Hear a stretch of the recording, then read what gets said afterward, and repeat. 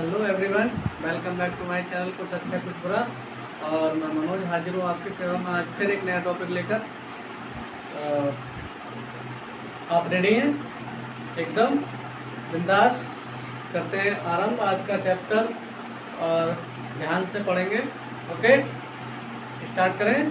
आइए, आज इसका जो हमारा टॉपिक है, अब तक जो हमने पढ़ा है उसमें पढ़ा था क्या, हम इसमें प्रिज्म पढ़ रहे हैं। क्या पढ़ रहे हैं? प्रिज्म। आपने देखा है ना प्रिज्म कैसा होता है। प्रिज्म एक त्रिकोणीय टाइप का ऐसे करके प्रिज्म होता है और उसमें बर्ण विक्षेपण पढ़ा दिया था। बर्ण माने रंगों का कैसे बंटवारा होता है। ओके, अब उसके बाद में आती है बर्ण विक्षेपण क्षमता। ओके, इसे हम लोग कहते हैं क्या, परिक्षेपण क्षमता या फिर बर्ण विक्षेपण, कोणीय परिक्षेपण, कोणीय परिक्षेपण। सॉरी, क्या पढ़ने जा रहे हैं हम? कोणीय परिक्षेपण। और कोणीय परिक्षेपण को हम अंग्रेजी में क्या कहते हैं? एंगुलर डिस्प्लेसन। देखिए क्या होता है कोणीय परिक्षेपण। बात करते हैं हम लोग क्या की, कोणीय परिक्षेपण की। इसकी जो परिभाषा है वो है, कोई हमने कहा था कि जब प्रकाश की किरण प्रिज्म पे पड़ती है तो वो 7 रंगों में बढ़ जाती है। ओके, इस तरह से ये कोई प्रिज्म है और इस प्रिज्म पर जब प्रकाश की किरण जाती है, श्वेत प्रकाश की किरण, तो ये कितने रंगों में विभक्त हो जाती है? ये 7 रंगों में विभक्त हो जाती है। इस तरीके से ये हम लोगों ने पढ़ा था 1 2 3 4 5 6 और ये हो गया 7। ये 7 रंगों में, ठीक है, 7 कलर में इस तरीके से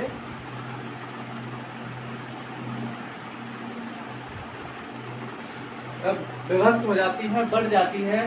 अब जो ये है क्या, कोणीय परिक्षेपण। कोणीय परिक्षेपण का मतलब होता है कि कोण में कितना अंतर आया, कोण में कितना कोण कम हुआ या कितना ज़्यादा हुआ, कोण कितना बढ़ा, इसको कहते हैं कोणीय परिक्षेपण। ओके, तो इन्होंने इसकी जो परिभाषा बताई है वो ये है कि इसमें से किन्हीं 2 रंग, कोई 2 रंग है, कोई से ले लो, चाहे वो बैगनी ले लो, बैगनी लाल ले लो, पीला वाला या हरा वाला ले लो, कोई भी 2 रंग, किन्हीं भी 2 रंगों के विचलन कोण, ठीक है, किन्हीं भी 2 रंगों के जो विचलन कोण होता है, बीच में जो कोण बनता है, सॉरी, किन्हीं भी 2 रंगों के बीच का कोण जो होता है उसी को हम लोग कहते हैं क्या, कोणीय परिक्षेपण।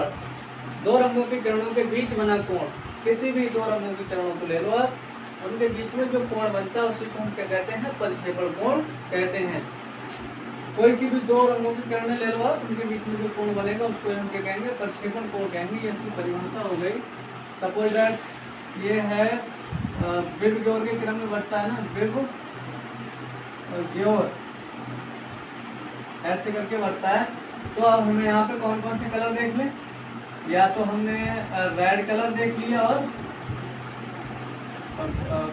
ये 2 देख लिए, रेड और वायलेट, मतलब कि बैगनी कलर देख लिया और लाल कलर देख लिया। इनके बीच में जो कोण बनेगा, ठीक है, वो कौन सा कोण हो जाएगा? कौन सा कोण हो जाएगा? कोणीय परिक्षेपण। उसको क्या कहेंगे हम लोग? कोणीय परिक्षेपण कहेंगे। बीच के जो यहाँ की जो दूरी होगी उसे कहेंगे कोणीय परिक्षेपण। ओके, चाहे हम इन 2 कोणों के बीच की, और इसको थोड़ा सा मिटा के थोड़ा बड़ा बड़ा बना लूँ मैं, मतलब किन्हीं 2 रंगों के बीच के कोण को हम लोग क्या कहते हैं? परिक्षेपण कोण कहते हैं। ज़्यादा नहीं बनाऊंगा तो 2 लाइनें बना देता हूँ ऐसे करके। एक रंग ये हो गया, एक ये। अब ये 2 रंग कोई से भी हो सकते हैं। ओके, तो इनके बीच में जो कोण बनेगा वो कौन सा कोण हो जाएगा? परिक्षेपण कोण हो जाएगा। ये मैंने मान लिया R है और ये क्या है? B। ओके, तो इनके बीच में जो कोण बनेगा वो कौन सा हो जाएगा? परिक्षेपण कोण हो जाएगा। इसी को परिक्षेपण कोण कहते हैं। इसे लिखते क्या है? थीटा से। तो परिक्षेपण कोण की जो परिभाषा हो जाती है वो ये हो जाती है, 2 रंगों की किरणों के बीच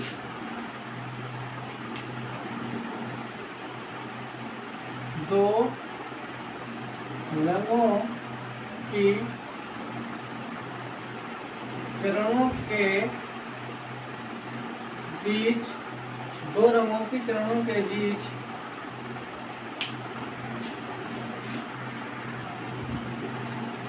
2 रंगों की किरणों के बीच के कोण को, बीच के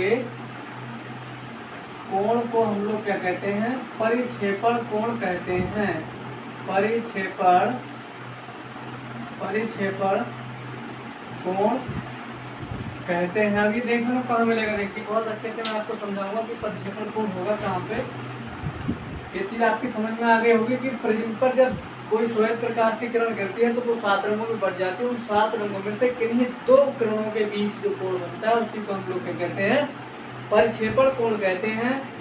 ये प्रिज्म है, इस पर श्वेत प्रकाश की किरण आगे पड़ रही है, तो वैसे तो 7 रंगों में विभक्त होगी। मैं यहाँ पर केवल आपको 2 रंग ही दिखाऊंगा। ओके, तो इसको थोड़ा सा ऊपर बना लेते हैं, यहाँ से थोड़ा सा सही यहाँ पे गिरा रहे हैं हम इसको, ठीक है। तो यहाँ से क्या होगा, ये थोड़ा सा इस तरह से और इस तरह से जाएगी, फिर ये यहाँ पर ऐसे करके पड़ेगी और ऐसे करके पड़ेगी। अब मैं इसको ऐसे डैश डैश करके पीछे को हटाऊंगा और इसको ऐसे डैश डैश करके पीछे को हटाऊंगा, तो ये दोनों आपस में कहीं ना कहीं पे प्रतिच्छेद करेंगी, काटेंगी ये। तो इन दोनों किरणों के बीच में यहाँ पर जो कोण बनेगा उसी को हम लोग क्या कहते हैं, कोणीय परिक्षेपण कहते हैं। बात समझ में आ गई होगी आपके, मैं समझता हूँ। तो कोणीय परिक्षेपण क्या होता है। अब ये किरणें हैं कौन कौन सी, ये B है और ये R है, मतलब ये बैगनी रंग के लिए और ये लाल रंग के लिए। कौन से रंग के लिए है, बैगनी रंग और ये लाल रंग। अब यहाँ पे ये बैगनी लाल हटा के हम लोग क्या कर सकते हैं, कोई दूसरी किरण भी ले सकते हैं। यहाँ पर हम पीला ले सकते हैं, पीला रंग भी ले सकते हैं, हटा देंगे तो पीले और लाल के बीच में भी हो जाएगा। ओके, तो सीधी सी बात है कि जब प्रकाश की किरण प्रिज्म से गुजरती है उसके बाद में 7 रंगों में जब विभक्त हो जाता है रंग किरण प्रकाश की, तो इन 7 किरणों में से किन्हीं 2 किरणों के बीच में जो कोण बनता है उसी कोण को हम लोग क्या कहते हैं, कोणीय परिक्षेपण कहते हैं या परिक्षेपण कोण कहते हैं। ओके, तो ये तो था इसका कोणीय परिक्षेपण। अब बात चलती है इसमें, मान लिया हमने क्या, उदाहरण के लिए इस समय मिटा, चलो इधर साइड में करता हूँ। उदाहरण के लिए हमने मान लिया क्या, लाल तथा बैगनी रंगों के विचलन कोण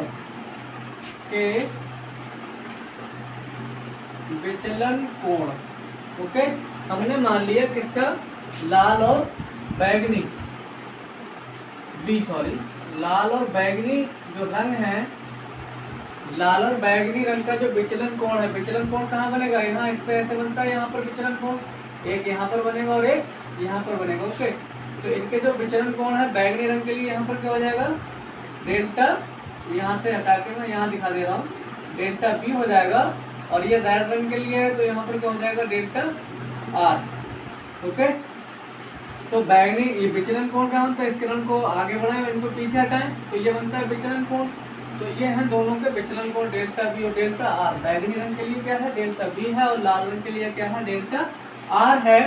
तो उदाहरण के लिए मैंने बताया है जब लाल तथा बैगनी रंगों के विचलन कोण क्रमशः क्या हो, क्रमशः कैसे कैसे हो, डेल्टा R लाल रंग पहले तथा डेल्टा B हो, तो कौन से कोण की बात चल रही है, परिक्षेपण कोण या कोणीय परिक्षेपण। तो कोणीय परिक्षेपण क्या हो जाएगा, कोणीय परिक्षेपण। और ये कोणीय परिक्षेपण किसके लिए होगा भाई, ये कोणीय परिक्षेपण होगा बैगनी और लाल रंग के लिए। तो ये हो जाएगा, सॉरी मैं यहाँ पे एक चीज और बता दूं, परिक्षेपण कोण कहते हैं और इसे कैसे लिखते हैं, इसे थीटा से लिखते हैं। कैसे लिखते हैं, इसे लिखते हैं हम, कैसे लिखते हैं भैया, थीटा से लिखते हैं। ओके, परिक्षेपण कोण को हम लोग कैसे लिखते हैं, थीटा से लिखते हैं। अब ये आपका हो गया कोणीय परिक्षेपण बराबर क्या हो जाएगा, डेल्टा। अब ज्यादा कौन सा है, जब B वाला ज्यादा होगा भाई, इसका विचलन ज्यादा है और इसका कम है, तो ये हो जाएगा delta P minus delta R। और इसको हम लोग कैसे लिखेंगे, थीटा से। तो थीटा इक्वल टू हो जाता है delta B minus delta R। इसको हम ब्रैकेट में बंद कर लेते हैं, इसको कह देते हैं समीकरण नंबर 1। बाकी मैं इसको रफ कर दूं, थोड़ा सा डेरिवेशन और है, ये चीज आपकी समझ में आ गई होगी। इसको पूरे को मैं रफ कर रहा हूँ और इस चीज को दोबारा एक बार देख लो। इसको ये क्या आ गया, theta equal to delta P minus delta R, जहाँ थीटा का है कोणीय परिक्षेपण। ओके, या परिक्षेपण कोण कह दो तो भी चलेगा। और अब हमने क्या किया, इसको मिटा रहा हूँ मैं क्योंकि ये बाद में काम में आएगा, थोड़ी सी जगह की मुझे ज़रूरत है। अब देखिए आगे होने वाला क्या है बहुत अच्छे से।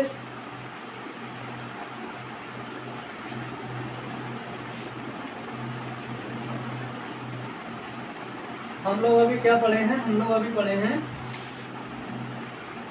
दोबारा लिख दे रहा हूँ, theta equal to delta P minus delta R, ऐसा कुछ हमने अभी पढ़ा था। इसको मैंने कह दिया समीकरण नंबर 1। अब हमने मान लिया, माना, मान तो लेते हैं अपने, मानने में एक्सपर्ट है, माना कांच माना किसके लिए,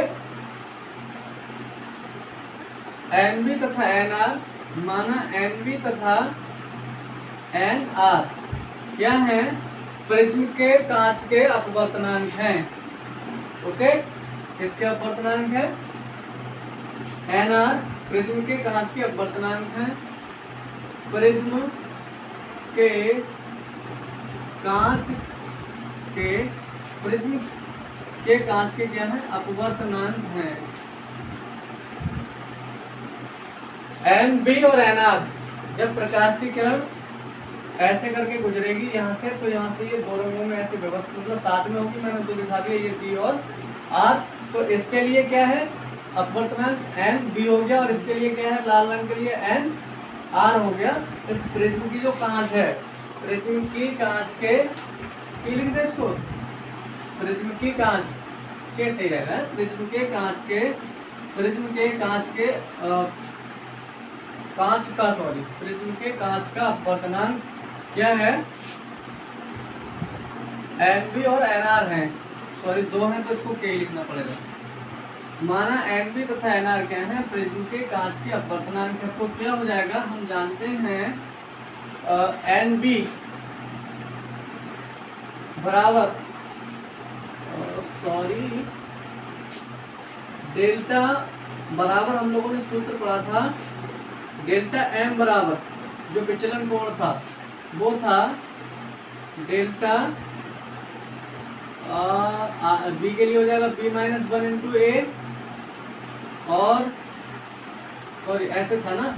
अब हम करेंगे किसके लिए, ये तो हो गया जनरल फार्मूला, डेल्टा एम बराबर न्यूनतम विचलन कोण के लिए, डेल्टा एम बराबर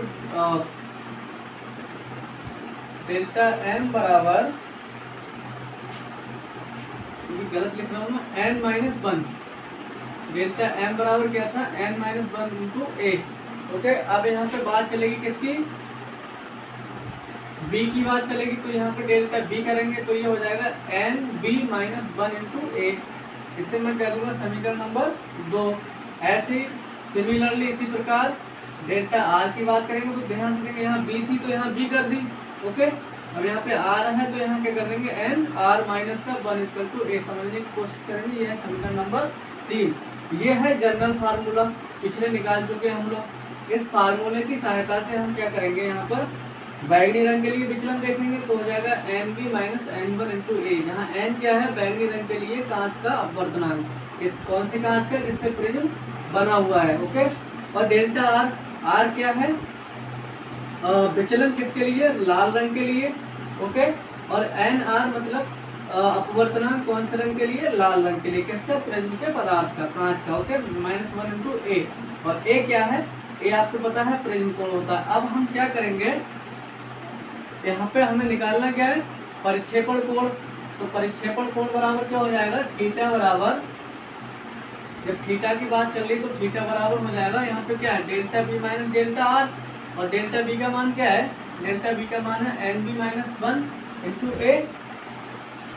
भाई थीटा बराबर क्या है, यहाँ पर थीटा बराबर है delta B minus delta R. अब इस समय यहाँ पर मैं लिख दे रहा हूँ, इसको हटा के पहले लिख दूँ एक लाइन, समीकरण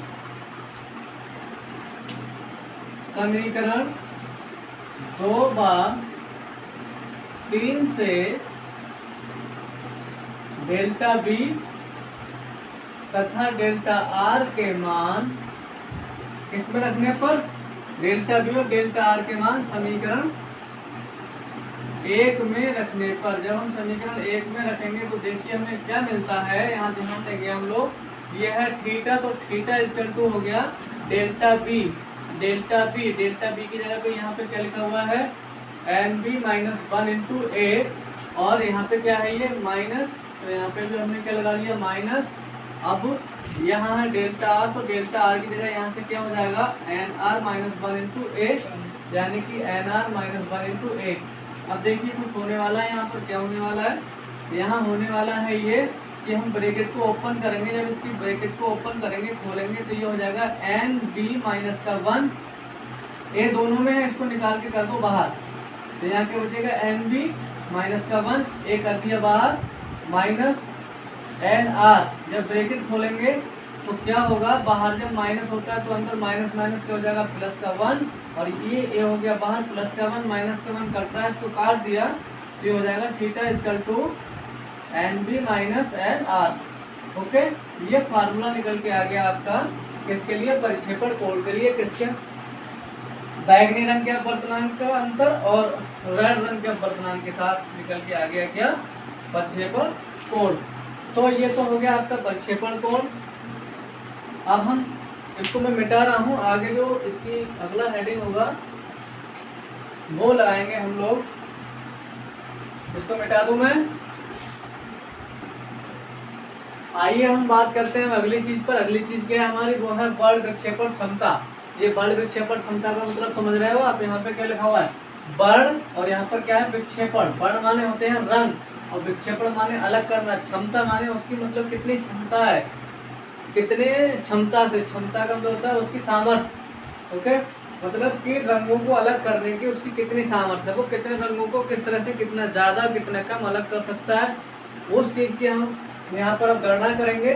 तो बल विक्षेपण क्षमता की गणना करने जा रहे हैं प्रिज्म की। तो उसके लिए क्या होता है, इसकी जो परिभाषा होती है बैगनी तथा लाल रंग के, परिभाषा क्या होती है, बैगनी तथा लाल रंग के कोणीय परिक्षेपण,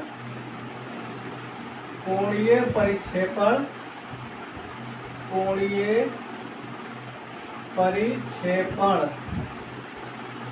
बैगनी तथा लाल रंग के कोणीय परिक्षेपण तथा पीले रंग के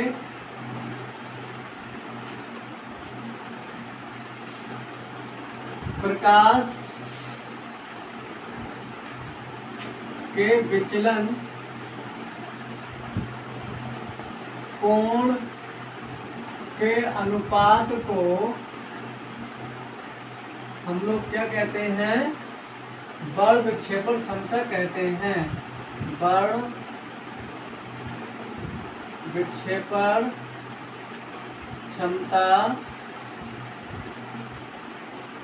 कहते हैं। ध्यान से देंगे एक बार, तो बताने की कोशिश कर रहा हूँ। बैगनी तथा लाल रंग के प्रकाश के कोणीय परिक्षेपण, तो बैगनी और लाल रंग का कोणीय परिक्षेपण कितना था, माना बैगनी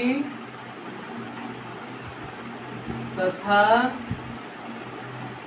लाल रंग का परिक्षेपण क्या हो जाएगा, थीटा है, तथा पीले रंग के लिए विचलन क्या है भाई, विचलन को डेल्टा, पीले रंग को कैसे लिखते हैं भाई येलो, और येलो को कैसे लिखते हैं वाई से, कोण कितना है डेल्टा वाई है।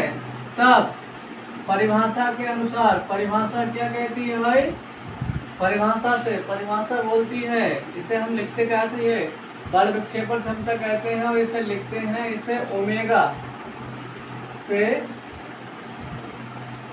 लिखते हैं, कैसे लिखते हैं ओमेगा, यहाँ लिख दे रहा हूँ, डब्लू की टांगें पकड़ के थोड़ी सी गोल कर दो, ये बन गया क्या ओमेगा। ओके, इसे कैसे लिखते हैं हम लोग, ओमेगा से लिखते हैं। माना बैगनी तथा लाल रंग की परिक्षेपण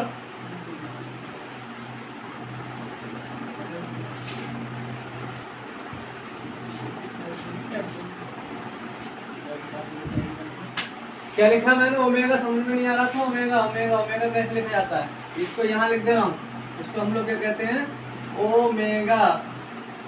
ओमेगा कहते हैं। ओके, ये छोटे से बॉक्स में लिख गया, क्या हो गया ये ओमेगा। बात चल रही है माना बैगनी, इसको मैं नीले कलर का इस्तेमाल कर लूँगा, आपको ज़्यादा समझ में आएगा। बैगनी तथा लाल रंग का परिक्षेपण क्या है, थीटा। अभी हमने इसके बारे में बात की थी, थीटा। तथा पीले रंग के प्रकाश के लिए विचलन कोण क्या है, डेल्टा वाई। तो परिभाषा क्या कहती है, तो परिभाषा ये कहती है कि बैगनी तथा लाल रंग के कोणीय परिक्षेपण तथा पीले रंग के लिए, पीले रंग के प्रकाश के लिए विचलन कोण के अनुपात को, दोनों चीजें हमारे हाथ में है, ये है ओमेगा। ओके, और ओमेगा इक्वल टू क्या होगा, हिंदी लिखी उसकी पहले मैं, इसकी हिंदी क्या है, बल विक्षेपण क्षमता, बल विक्षेपण क्षमता इक्वल टू क्या हो जाएगा, क्या लिखा हुआ है, बैगनी तथा लाल रंग के लिए कोणीय परिक्षेपण, पीले रंग के लिए प्रकाश के, तो ये इसको कोणीय परिक्षेपण लिख देता हूँ मैं सीधे, कोणीय परिक्षेपण, और बटे में क्या है, पीले रंग का विचलन कोण, पीले रंग का विचलन कोण। ध्यान देंगे, अब कैसे करके देंगे हम लोग ध्यान, इसको लिखते हैं हम लोग कैसे, ओमेगा से, इनको कैसे लिखते हैं हम लोग, थीटा से, और इसको कैसे लिखते हैं, डेल्टा बाई से। ये इसका फार्मूला निकल के आ गया। ओके, लेकिन थीटा बराबर तो हमने कुछ और ही पढ़ लिखा है, क्या पढ़ रखा है भाई, थीटा बराबर, तो लिख दो ना ऑप्शन में, थीटा बराबर हमने पढ़ा है क्या, n B minus N r into a. अभी तो पढ़ा है थोड़ी देर पहले, n B minus N r equal to a. लेकिन डेल्टा वाई इक्वल टू भी कुछ होगा भाई, डेल्टा वाई इक्वल टू क्या होगा भाई, एन बाई माइनस का 1 इंटू ए, ऐसा होगा नहीं होगा, पीले कलर के लिए अपवर्तनांक के लिए ऐसा होगा ना। रखो भाई इनको सबको उठा के 10, इसमें ओमेगा तो ऐसे ही रहा ना, ओमेगा ऐसे रहा, और थीटा की जगह पे देखो क्या है, N B minus N R, ये यहाँ से ये थीटा है, इसकी जगह पे हमने क्या रख दिया, N B minus N R, और इसके ब्रैकेट में क्या है, ए, ये बट्टे का निशान लगा लिया, ये वाला। ओके, नीचे डेल्टा वाई, और डेल्टा वाई के लिए ये लिखा हुआ है क्या, एन बाई माइनस 1 इंटू ए, ए से एक खल्लास। ओके, जब ए से एक खल्लास हो गया तो क्या बच्चा यहाँ से आगे, ये एरो के बाद पूरा लिखेंगे हम, omega equal to N B minus N R, N B minus N R upon N Y minus 1। ये आ गया फार्मूला किसके लिए, वर्ड विक्षेपण क्षमता के लिए। इसमें आप मान रखेंगे, कोई भी दो रंग हो सकते हैं, यहाँ पे बैगनी और लाल की बात है, कोई दो रंग हो सकते हैं। ओके, और यहाँ पर पीला रंग ही लिया जाएगा, क्योंकि पीला रंग कहाँ होता है, मिडिल में होता है, मध्य रंग होता है, इसलिए नीचे पीला ही रंग लिया जाता है। किन्हीं भी दो रंगों के लिए, हमें किसी भी प्रिज्म के लिए अगर वर्ड विक्षेपण क्षमता निकालनी हो तो उसके किन्हीं दो रंगों के लिए अपवर्तनांक यहाँ से लिख दें, और यहाँ पे क्या लिख दें, पीले रंग के लिए अपवर्तनांक, और यहाँ इस सूत्र में सारे मान लगाने पर आपको क्या मिल जाएगा, कोणीय बल विक्षेपण क्षमता मिल जाएगी। ओके, तो ये तो था बल विक्षेपण क्षमता के बारे में। दो तीन बातें और पूछी जाती हैं, वो बातें ये हैं कि जो लाल रंग है उसका विचलन सबसे अधिक कम होता है, और जो बैगनी रंग है उसका विचलन बहुत अधिक होता है। जब विचलन अधिक हो रहा है तो बैगनी रंग का विचलन कोण भी ज़्यादा होगा, लाल रंग का विचलन कोण कम होगा। ये पूछ की जाता है। लाल रंग की कांच में चाल कम होती है, और बैगनी रंग की कांच में चाल कैसी होती है, ज़्यादा होती है। इसी कारण बैगनी रंग का विचलन कैसा होता है भाई, ज़्यादा होता है, और लाल रंग का विचलन कम होता है। ऐसे बहुत सारे छोटे छोटे क्वेश्चन होंगे। तो आज के लिए इतना ही, और फिर हम कल पढ़ते हैं नई प्रकीर्णन, प्रकाश का प्रकीर्णन। लेकिन आज के लिए इतना ही काफ़ी है। अगर वीडियो अच्छा लगा हो तो लाइक करें, सब्सक्राइब करें, दोस्तों को बताएं, उनका भी काम चलाएं। फ्री में क्या नाम है, किसी को सुविधा मुहैया कराने में कुछ बुरा नहीं है। ओके, बाय दोस्तों, आज के लिए इतना ही, बाय।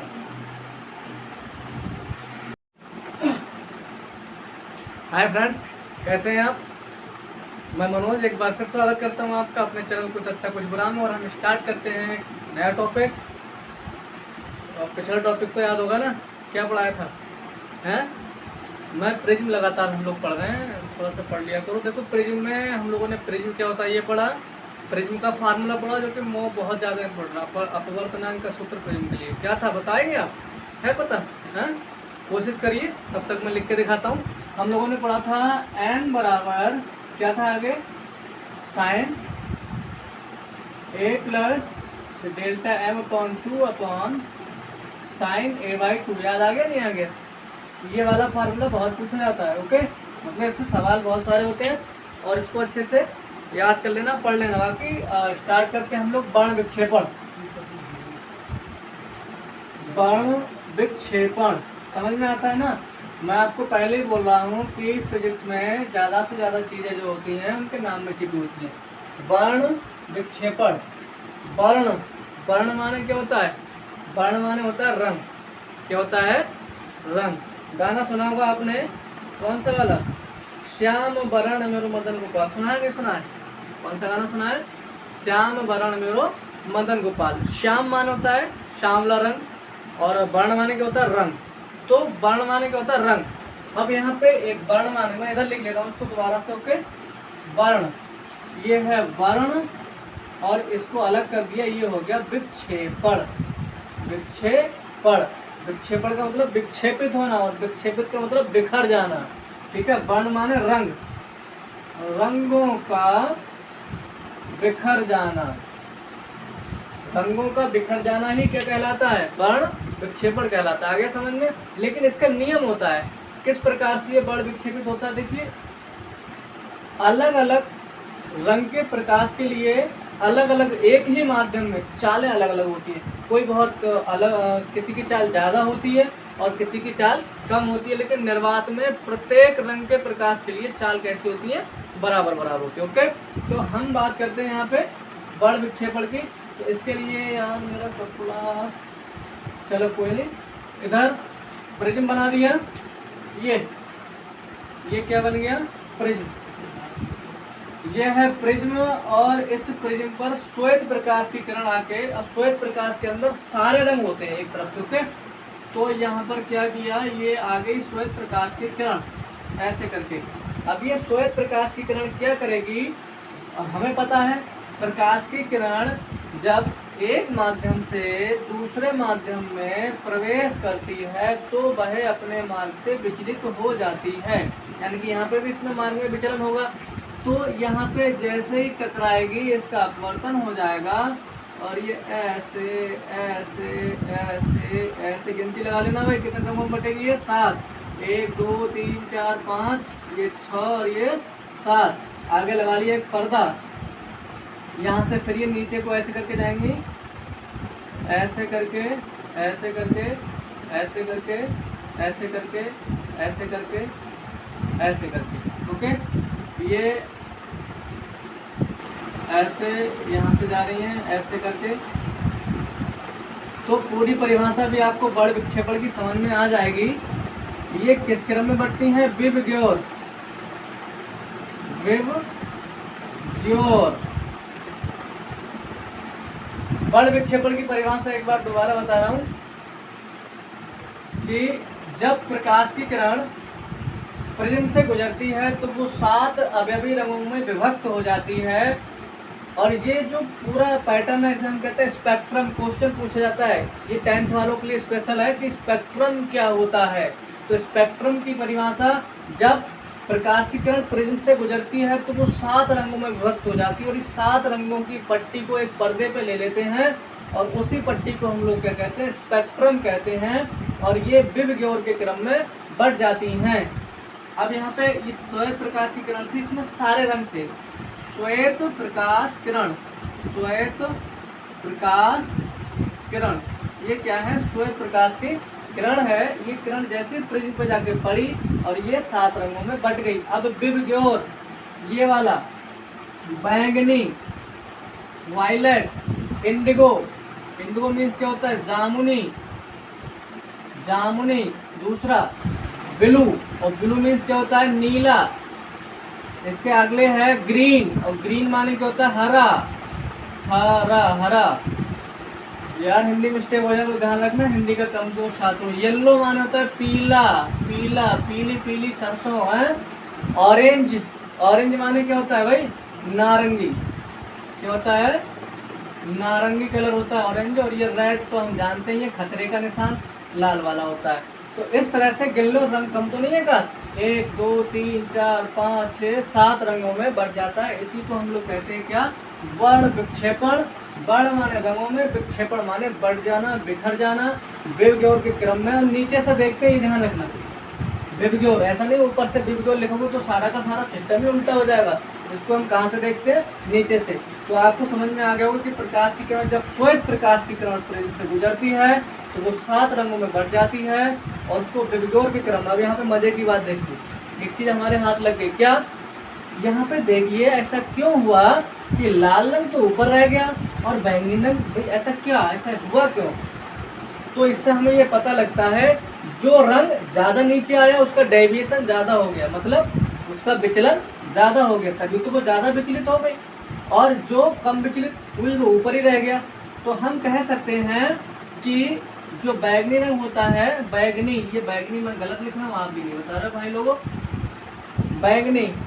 बैगनी रंग का जो विचलन है वो सबसे अधिक होता है, और जो रेड कलर है उसका विचलन कैसा है, कम है। ओके, इसका विचलन कोण बैगनी रंग के लिए अधिक होगा और रेड रंग के लिए कैसा होगा, कम होगा, क्योंकि ये कम विचलित हुआ और ये ज़्यादा विचलित हो गए। ये बात समझ में आ गई। तो ये पूरी परिभाषा थी किसकी, वर्ण विक्षेपण की। और इसके बाद आपने देखा होगा आसमान में एक क्वेश्चन आता है कि आसमान में इंद्रधनुष कैसे दिखाई देता है, इंद्रधनुष कैसे बनता है। तो कुछ भी नहीं है, वहाँ पर यही वाला सिस्टम लागू होता है। आसमान में इंद्रधनुष कोई ऐसा जादुई काम नहीं होता है। वहाँ पे क्या होता है, जब बरसात होती है और बारिश के बाद मौसम झड़ता है, मतलब कि थोड़ा थोड़ा सा मौसम में बारिश के बाद हल्की हल्की ऊपर बूंदें होती हैं जो रह जाती हैं, छूट जाती हैं। और सूर्य जब, और अधिकतर मैं आपको बताऊं, इंद्रधनुष दोपहर में नहीं बनेगा, या तो शाम के समय बनता है या सुबह के समय में, यानी कि 10-11 बजे तक बनेगा इधर, 2 के बाद या 3-4 बजे तक। कभी 12 बजे इंद्रधनुष नहीं दिखता। क्यों, रीजन है प्रकाश की किरणें बूंदों पर, ये हैं बूंदे आसमान में छूटी हुई, ये हैं बूंदे आसमान में छूटी हुई, यहाँ से निकल रहा है सूर्य, या छिप रहा है या निकल रहा है ऐसे करके। तो सूर्य से जो तिरछी प्रकाश की किरणें जाती है वो इन बूंदों पर पड़ती हैं ऐसे करके, इस तरीके से इन बूंदों पर पड़ती हैं। और प्रत्येक बूंद एक प्रिज्म का काम करती है, यानी कि प्रत्येक बूंद सूर्य के प्रकाश की हर किरण को 7 रंगों में बांटती है। और वो इस तरीक़ा से एक जो बूंद है वो 7 रंगों में बांट देगी। तो हमें क्या दिखता है, एक सीधी सीधी पट्टी, 7 रंगों की सीधी सीधी पट्टी दिखाई देने लगती है। उसी को हम कहते हैं क्या, इंद्रधनुष। बड़े छोटे छोटे शब्दों में मैं आपको बता रहा हूँ, ये हो सकता है कम समझ में आया हो। बारिश के बाद आसमान में कुछ बरसात की छोटी छोटी बूंदें रह जाती हैं जिन पर सूर्य का प्रकाश पड़ता है, तो वह 7 रंगों में विभक्त हो जाता है। क्योंकि पानी की हर एक बूंद आसमान में एक प्रिज्म का काम करती है और रंग को 7 रंगों में विभक्त कर देती है, और वो एक स्पेक्ट्रम के रूप में हमको इंद्रधनुष के रूप में दिखाई देता है। तो इसलिए हमें दिखता है इंद्रधनुष इसी घटना पे आधारित है। ओके, तो मैं समझता हूँ ये सारा का सारा प्रोसेस आपको समझ में आ गया होगा। और यदि नहीं आया हो तो कमेंट करके बता देना, नहीं आया, नहीं बताओगे तो अच्छा है, बताओगे तो और भी अच्छा है, बता दोगे तो मैं दोबारा बताने की कोशिश करूँगा, और नहीं बताओगे तो आपका भला होगा, मेरा नहीं होगा। ओके, क्योंकि मुझे आप बता दोगे तो मुझे पता लगेगा हाँ मैं आपको ठीक से नहीं पढ़ा पाया। और इसके बाद यहाँ पे मैंने आपको बता दिया कि बैगनी और रेड रंग ऐसा ऐसा होता है। तो आज के लिए इतना ही रहने देते हैं। ओके, बाकी नेक्स्ट वीडियो में हम कई सारी चीज़ें इसके बारे में छोटी छोटी चीज़ें पढ़ेंगे और बहुत ज़बरदस्त चीज़ें होंगी। तो अगला वीडियो देखना ना भूलें, और जल्दी से टाइम निकाल के वीडियो देख लिया करें, और लाइक करें, सब्सक्राइब करें, दोस्तों को ज़रूर बताएं। आज के लिए इतना ही। जय हिंद, जय भारत और नमस्कार दोस्तों।